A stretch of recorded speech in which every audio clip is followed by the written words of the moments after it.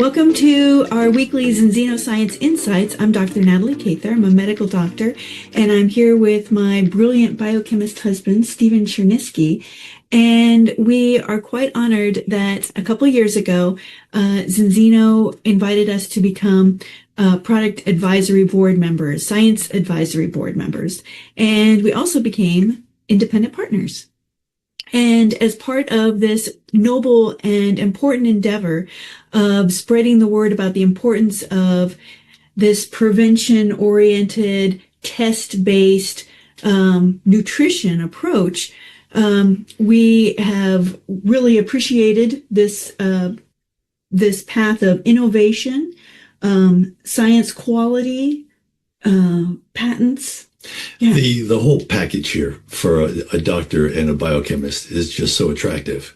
You imagine Natalie retired from her clinical practice. I retired from my laboratory work. And we were both happy to just kick back and enjoy life. And then this came along. And why would we jump back into an activity when we basically didn't need the money, and had plenty of things to do with 6 kids and 5 grandchildren? And the answer was, it was compelling, as it is compelling to anyone that you talk to, because this is the crux of the issue in terms of quality of life, in terms of general health. To get this right, which is to understand the deficiency, the global deficiency of omega-3 fats, and to understand that there is a test that you can take that's easy and simple and fast, and then that there is a system in place that's already been shown to correct that deficiency. You see, that became something that was very, very compelling for us, and we hope we can help you to make it compelling to the people that you talk to. And if you're familiar with our Zooms, you may have seen our video interpreting the balance test. And since we made that a couple of years ago, a new format has come out with new language on the test, which I think makes more sense, and I really appreciate it. So today we're going to talk about interpreting the balance test. Zinzino has 4 dried blood spot tests, and they work with this large blood spot test expert, Vitas Analytical Services. So it's performed by a separate company. Yes, and we should note that Vitas Analytical is the world's leading laboratory for blood spot analysis. So in that specialty of research, they're number 1. Yeah. So they have 4 tests. We lead with the balance test because we always want to talk about cell function. And so we're going to get into that today. But we don't want to forget that they also have 3 other tests right now, which is the hemoglobin A1C, the gut health test, and vitamin D test. And I'm going to talk a little bit. I'm going to interrupt Natalie as she goes into this, because I want to talk about how this test, the balance test, relates to the hemoglobin A1C.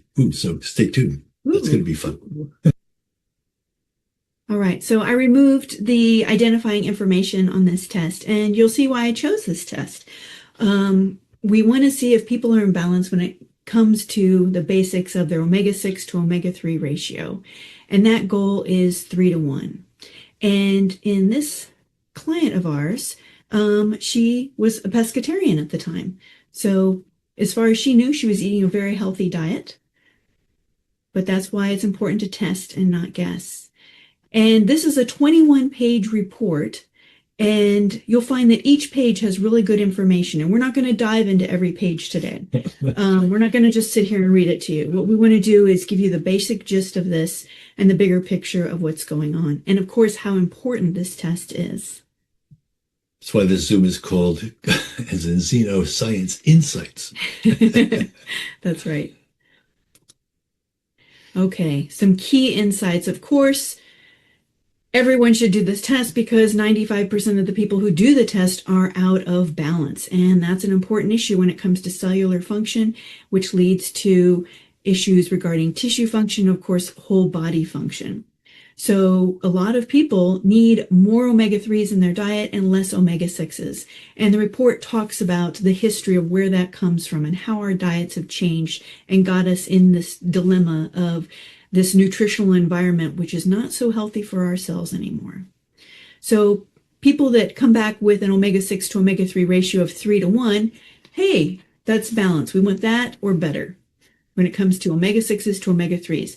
If you have a result like mine was on my first test, where I'd been taking EPA 900 milligrams every day and DHA 600 milligrams every day consistently, but not the Zinzino Balance product, a different fish oil, mine came back at 6.7:1. And sure enough, people that have ratios of 7:1 usually have been taking some sort of over-the-counter omega-3, but they're just not getting into that health space yet. Right. Yep. So what we like to talk about, is what is different about the omega-3 product from Zinzino. It's not just omega-3. It's omega-3 attached to polyphenols, and the polyphenols, which are derived from olives and olive oil. Those polyphenols basically improve the bioavailability of that material from the gut into the bloodstream, from the bloodstream into the cells. So. Thank you. And then 15:1 is a very common result for people that just aren't getting enough fatty fish in their diet, and they're not taking any kind of supplementation.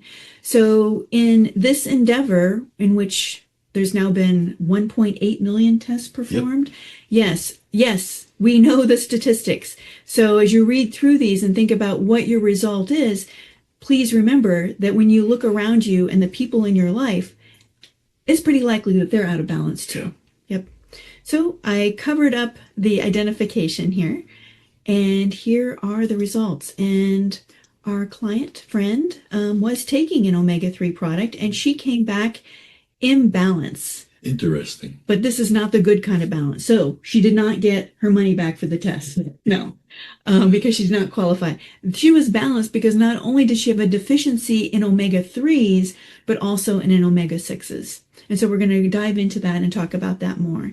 And when Stephen and I first joined Zinzino over 2 years ago, I found a sample report online to see what that would look like before I got my first results back.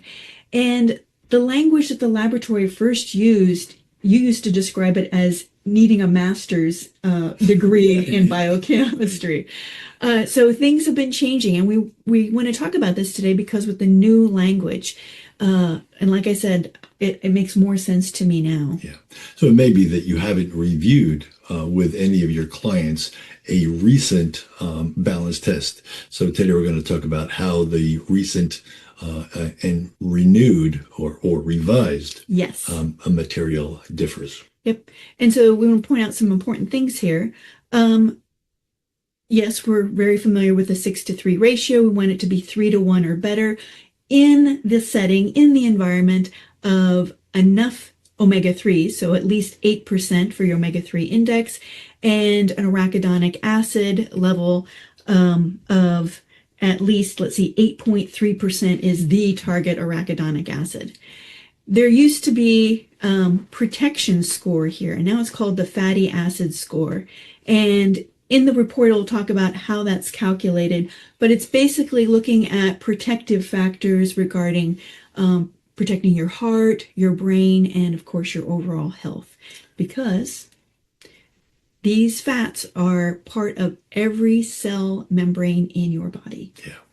So again, we think cardiovascular because that's where most of the research has been published. But as Natalie just mentioned, I like to focus on the brain, and I focus on brain health because, quite frankly, there's a lot that we can do to improve and to maintain cardiovascular health. But if you're not paying attention to your brain, you could go into your 70s and 80s and beyond and have a pretty healthy circulatory system. But if your brain is degenerating, your quality of life is going to be severely impaired. I like to talk about brain health because so often people just say, oh, there's nothing you can do. Oh, yeah, there is a lot you can do. Yes, it's true that if you have a family history of dementia, it's true that your risk is higher. Yes, it's true if you have a certain blood marker, which we'll talk about at a certain point in the future, that increases your risk for dementia. It's true, yes. But aside from all that, because those are the things that you can't change. All right. It's Can't too change late genetics. It can't change genetics. But what you can do is maintain the proper composition of the membranes of the cells in your brain. Yep. So Thank you. This omega-3 index is different from maybe other omega-3 index scores that you may have seen, such as that referring to red blood cell testing. This is whole blood testing. So it's the plasma and it's the red blood cells. And that is one of the great benefits of doing the dried blood spot approach, is it's the whole blood. And so we want this number to be at least 8%, ideally 10%. The range for health for cellular composition is 8 to 12%. And so imagine this woman was consuming mostly fish as a protein source. Yep. And her omega-3 index was less than, a little over 5%. yeah, and actually this number is better than when studies have looked at large groups of elite athletes. Yeah, but still not healthy. And then cognitive fatty acid index. This used to be called mental strength, as if we had a little muscle in our brains or something. But cognitive fatty acid index actually makes more sense. Yeah. Yep. And again, it comes back to those omega-3s, and especially the brain loves docosahexaenoic acid, DHA. And then the fatty acid fluidity ratio. This used to be called cell membrane fluidity. This makes more sense because the cell membranes are composed of more than just fats. Yes. And so this focuses particularly on the fatty acids of the cell membrane. And I still take some issue with the name because when we look at it, the higher the score, the worse. Right. So really it's measuring the rigidity. Right. Yeah. So it's really the fatty acid rigidity. Lower is better in this case. And then the arachidonic acid level. And again, this sets it's set apart from other similar kinds of arachidonic acid testing because this is whole blood, not just red blood cells, not just plasma. And then here's the bar graph versions of each of those calculations. And you can see, I love how they make it so easy. Green is good. Red, right. Yellow, could be better. Yeah. So her ratio was okay, but not for healthy reasons. And fatty acid score, we want to get it 90 to 100%. And of course, yes, these are not for diagnosing, treating, or curing, just like any vital sign. Right. You don't base it just on one thing. Yep. But it does give an important picture of what's happening for each cell of the body. Yeah. All right. As we move through these, we're going to go to the specific 11 fatty acids that are tested. All right. These are 4 different categories: saturated fats, omega-9s, which is kind of like our olive oil or avocado oil. And then omega-6s, which are essential, and we can only get them from our diet. And we need these to create the hormones necessary for responding to injury and creating inflammation. And then the omega-3s, which are also essential, and we can only get them from our diet. And we need these for resolving inflammation and keeping things under control after an injury so that proper repair can continue. When we look at the saturated fats here, we see there's a target range, there's the result or your value, and then how much deviation has happened. If we add up all these numbers that say your value, it will come out to 100%. One of the things we want to look at carefully here for the saturated fat is the sum of the palmitic acid and the stearic acid. If it's 37% or greater, it suggests that you have too many simple carbohydrates in your diet. Let's talk about that for a second. Because a lot of times, I mean, in this particular case, you're going to see that this person who is a pescatarian, and we happen to know this woman, and she's a dancer. And so she trains like crazy because she appears on Broadway. And so she trains like crazy, eats a lot of fish, has a good diet, so her saturated fat intake, as you can imagine, was pretty darn low. What Natalie just mentioned is that what you are more likely to encounter are people whose saturated fat levels are elevated. And what's mentioned in here in terms of what to do, because there's a what to do part of the program here, and there's a what to do that's built into your report that you get from Vitas Analytical.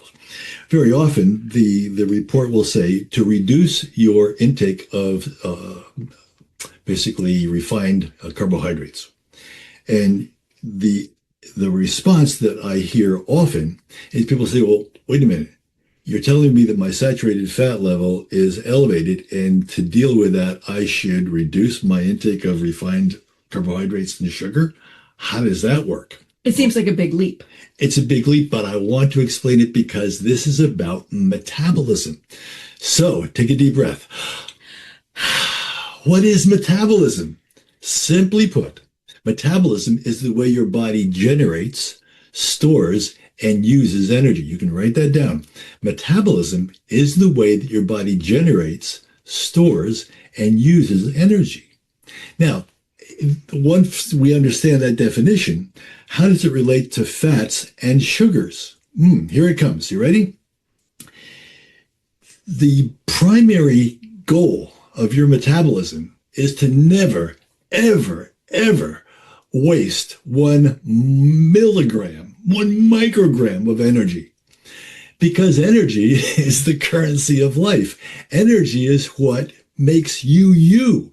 You could be very energetic. You could be lethargic. You could be like a super athlete. You could be a couch potato. It doesn't matter. Energy is what drives your life.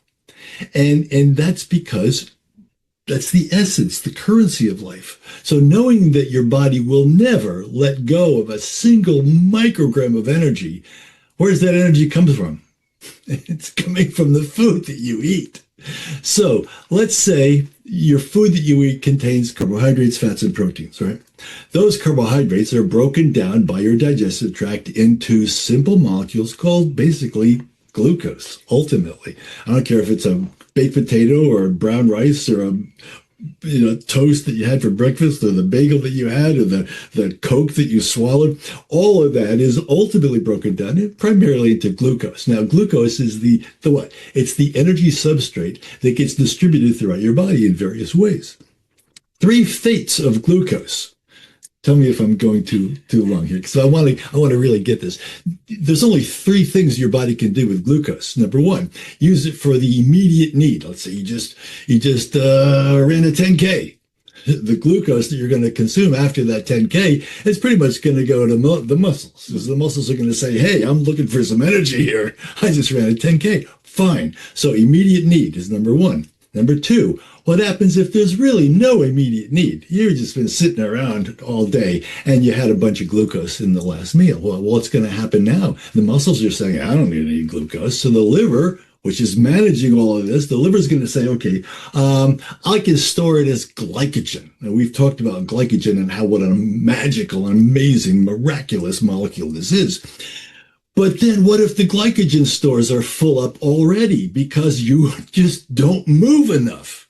And because you just eat too much glucose, now the liver's got a big problem. And here's what it does. Take another deep breath. It makes fat. What kind of fat? The liver goes, I know I can take this extra glucose and I can make it into palmitic acid, which is a saturated fat. It's a 16 carbon saturated fat. And then you think, oh my God. Then if that gets full up, the liver goes, okay, I can then add 2 more carbon rings and I can make stearic acid, another saturated fat. All the while, the liver is thinking, I gotta figure out a way to store this energy because I can't let go of a single molecule of energy. So now your glucose from your carbohydrates have become a fat, and it gets worse because then this stearic acid and palmitic acid, right, can then be incorporated into something called a triglyceride. You just take those fats and esterified them, and now you have a way to store more energy. And where does that go? Into your bloodstream.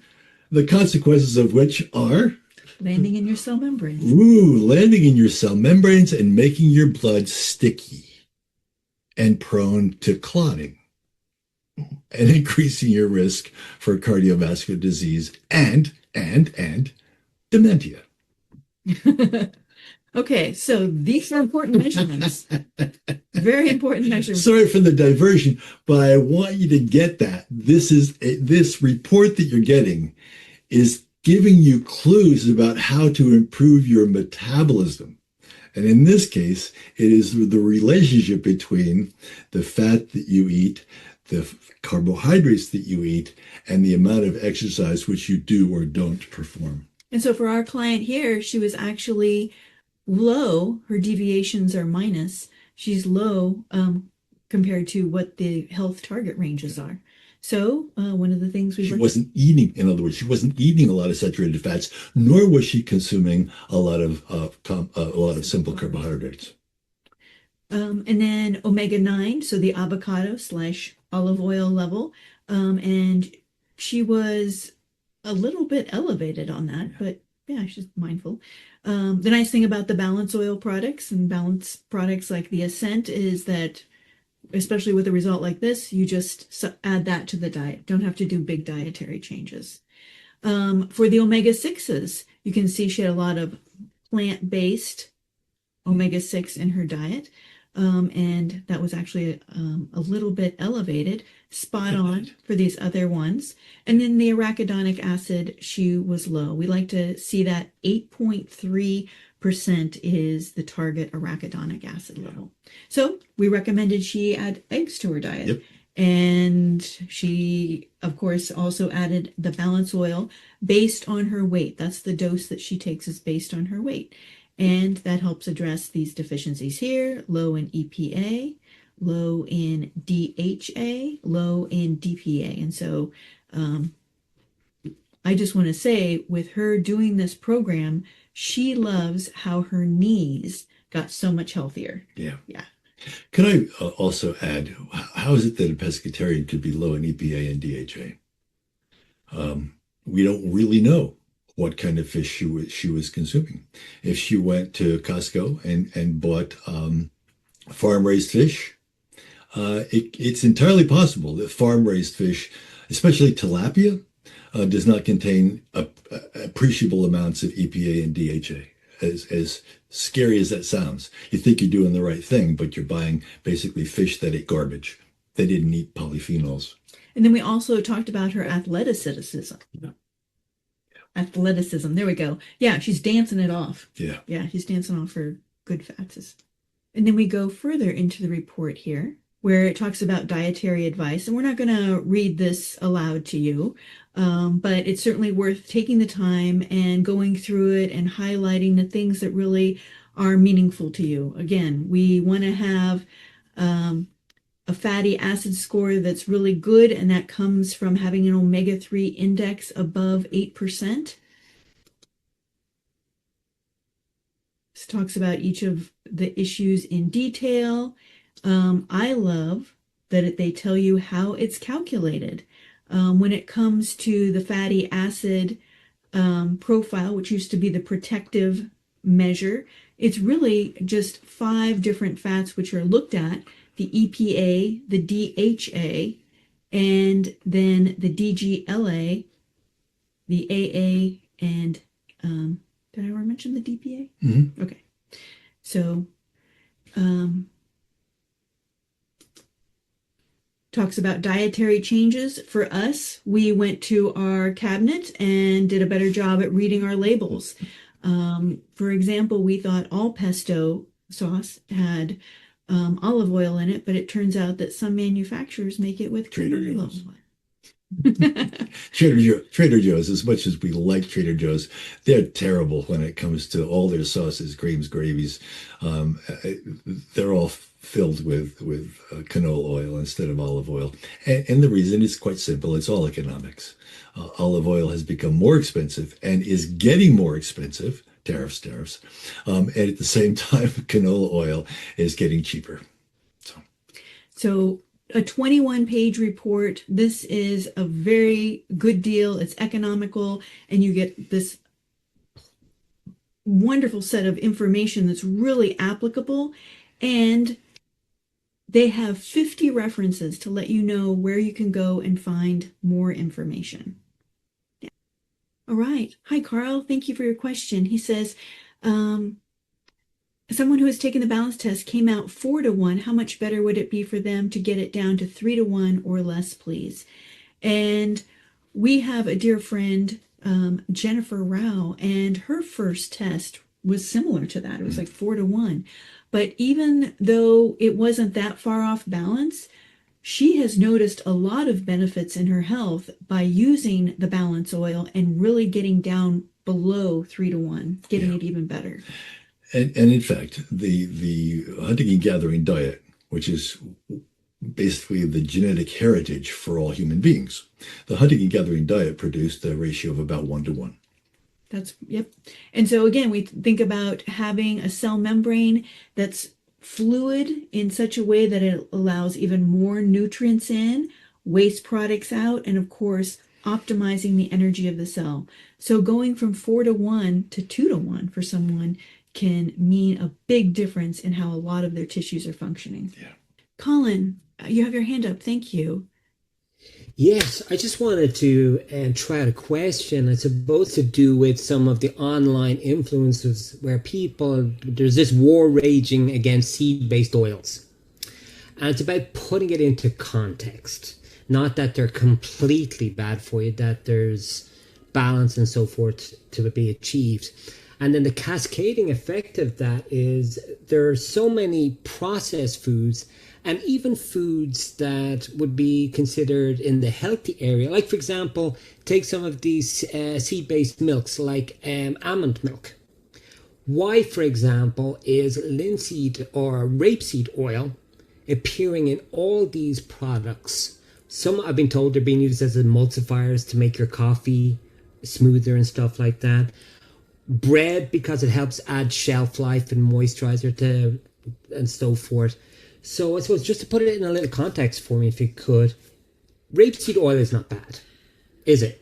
No, it's not. And it's because the uricic acid, which was a problem 30 years ago, uricic acid has been removed. So in other words, you don't have to worry about that. So the people that are like crazy about avoiding any kind of rapeseed or canola oil, they're focusing on the uricic acid, and again, that was found early on, 30 years ago, to be easily removed. So I wouldn't worry about that.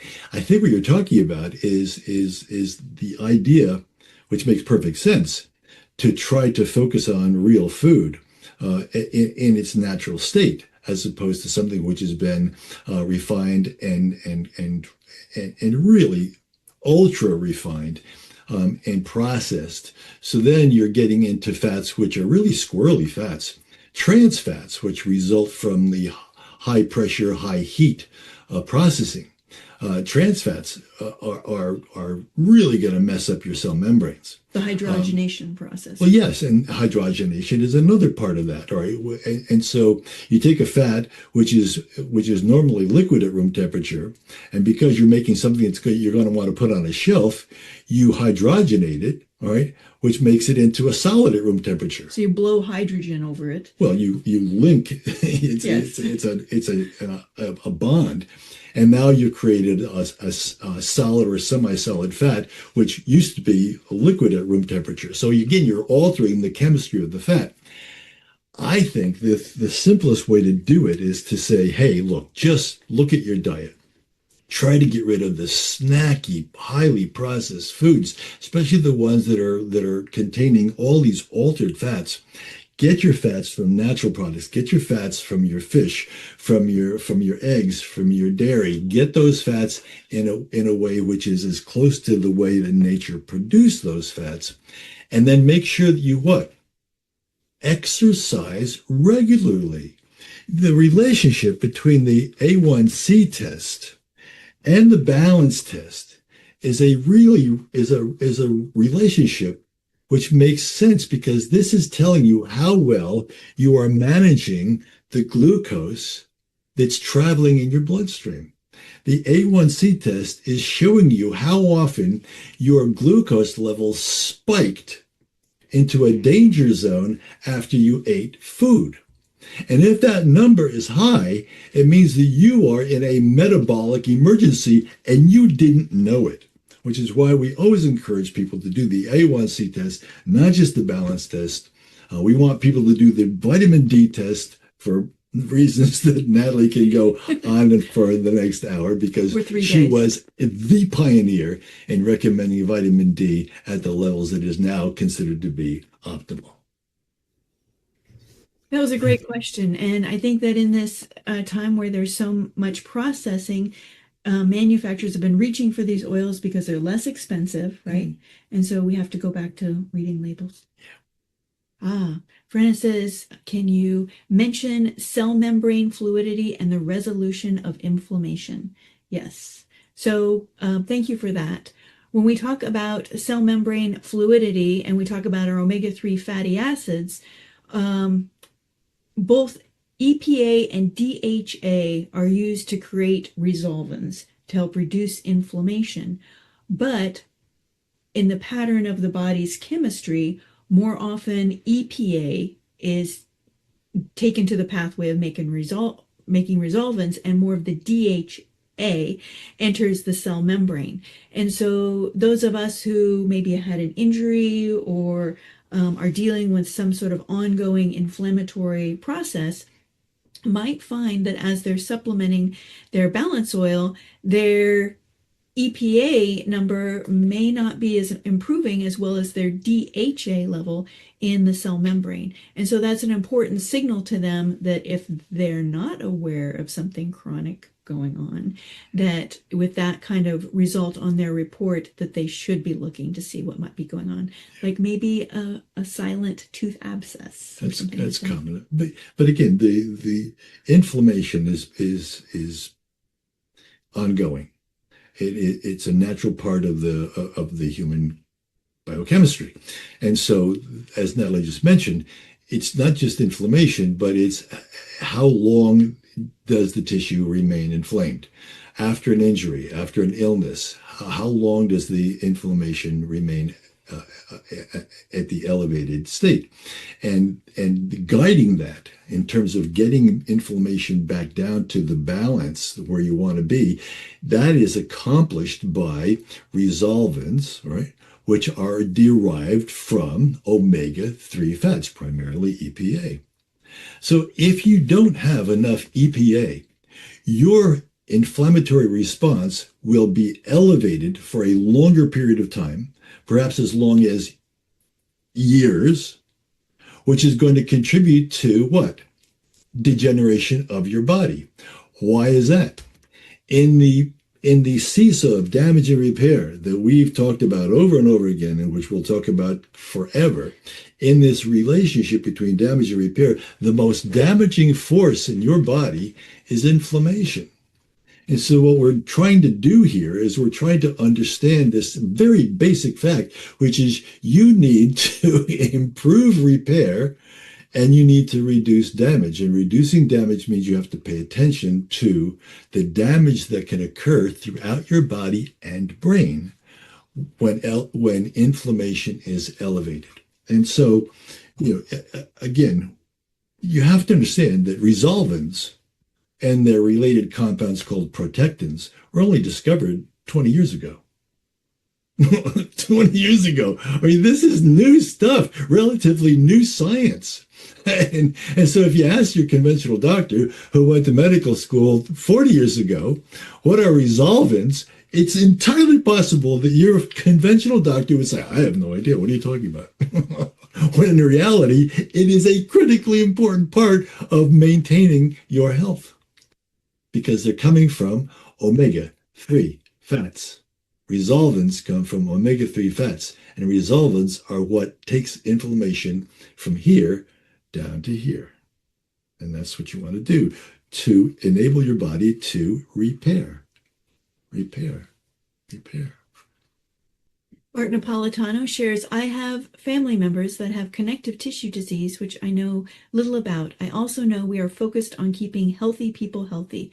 Will balance oil potentially provide benefits for her? Yes, because every cell of every tissue of the body needs to have optimized cell membrane fluidity and function so those nutrients can get in and waste products can get out. And of course, optimal energy within the cell itself. And as Stephen was mentioning before, there are things that exist that we can't change, but we can do this. We are empowered to take important steps to help our cells be the best they can, even when genetically they're not set up to be. Yeah. Yep. And keep in mind that with something like this, a connective tissue disorder, there's usually a name associated with that. And it's entirely within your realm of understanding and awareness to go to Perplexity AI and to simply ask Perplexity or ChatGPT or Claude or Gemini, whatever is your favorite AI, to ask specifically for ways to improve that condition. And Natalie and I do this on a daily basis, multiple times a day. And we are very impressed with how often the result comes back, and increasing omega-3 fats has been shown to help in this disorder with blah, blah, blah, blah, blah. And it gives references that you can then pursue. So helping people to understand whatever health problem that they're dealing with, helping them understand that AI is becoming incredibly robust and incredibly helpful in this regard. And it's surprising how often you're going to get positive thumbs up for the increased level of omega-3 fats. I'm going to pull up a picture here. Marna asks a good question about how does omega cell balance help to improve our energy? And so I was looking to see if I could find. There we go. A little jewelry box like looking picture of the cell. So this is a AI collage, yes, of what's in the cell. And so when we talk about the cell membranes, and I gesture with my hands like a ball, yeah, first thought that comes to mind is that thing that holds the whole cell together, the cell membrane. But there are membranes that go inside the cell too.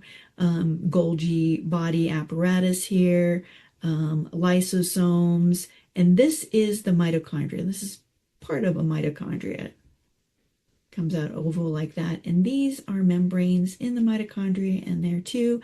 And so when we think about cell membrane composition, we are also thinking about this composition of our powerhouses of our cell and how nutrients and substances and electrolytes move around in the cell to optimize their function. So that is what we're thinking about. When we talk about energy, we speak in general terms. But as Natalie just related in that incredibly beautiful graphic, you can look at that, and the first thing that I hoped you got from that was, oh my God, how incredibly complex and what an incredible entity this is, the human cell. There's literally hundreds of thousands of chemical reactions going on in every cell every day, all the time. And so that being the case, you have to get that optimizing the cell membrane, because why? Why do we keep talking about this? Because the cell membrane controls all of the molecular traffic in and out of that cell. And within the cell. And within the cell. Like this beautiful mitochondria. All right. So all of that is going to be potentially improved when you improve the composition of the cell membrane. It means more energy will be made within that cell. It means that cell will be able to export more energy to other tissues where it's required, such as your brain or your muscles. All of that will be enhanced. We have the way to look at cell function. We have a way to measure cell function, and we have a way to improve cell function. That's about as simple as you can get if you were in an elevator and somebody asks you, what do you do? I help people to understand how their body works. I help people to understand that there's a way to test cell function because we're all made of cells. And I have a way to improve cell function. Are you interested? That's my elevator speech. Thank you for sharing this time with us. Take good care of yourselves. Take good care of each other. And we'll see you next week. Thank you. Cheerio. Bye-bye. Thank you very much. Thank you for doing this every week. Thank you so much. Hello, Artie. Hi. Love you both. Hey, everyone. Hey, Mark. Thank you. Thank you. Thank you very much.